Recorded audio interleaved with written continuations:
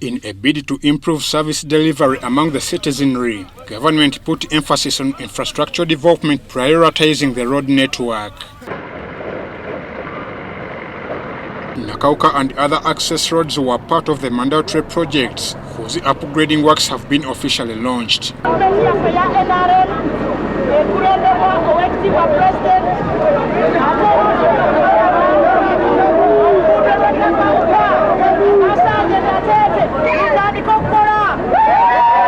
The upgrade process will include Chisubi Nakawuka Natete covering 27 kilometers, Nakawuka Kasanje Mpigi 22 kilometers, Nakawuka Mawugulu Nanziga Maya 11 kilometers, Kasanje Buwaya 9 kilometers, Entebbe Nachiwago 3.5 kilometers.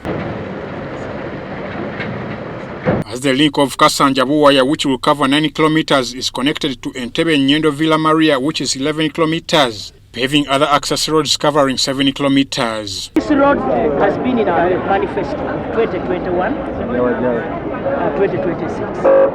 And I want to thank government, the President of the Republic of Uganda, for thinking about the people of Nakawuka, Nakawuka Natete, Nakawuka Mpigi, and these other places.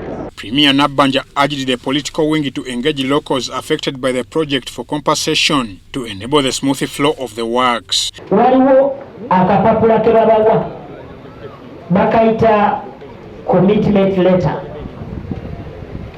Era bazibawa naye kati waffe teri abanja n'omu. Kizibu nnyo government obutakusasula kubanga oba olina ekiragana essente z'okoze eki z'ogenda okufuna. Badde njagala abakulembeze bamembers ba parliament nkole ffe kye twakola twatambula nga tugenda kyalo ku kyalo nga tukola enkiiko na bana abakulu ba UNRA abantu abanaafuna akasente ku mwaka guno ogujja bakafune. Nabanja wanted the public to desist from destroying the equipment as they are the eligible beneficiaries. So this will be applied to any party that does not adhere to the requirements which I'm going to talk about. 1, no form of child labor. We don't want to have any issues such as the gender-based violence. The Minister Works and Transport, General Edward Katumba Wamala, tasked the contractor to work within the project's time frame. Let's connect our country to the rest of the countries within the region so that we promote trade.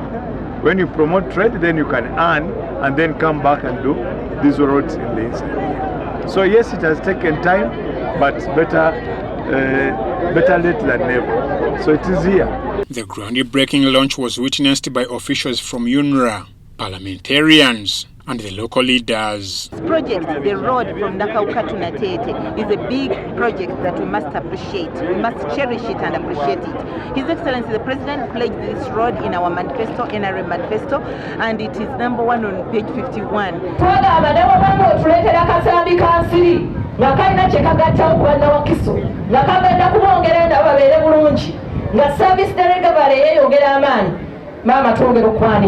China Communication Construction Company will oversee the 3 years' works worth 340 billion Ugandan shillings.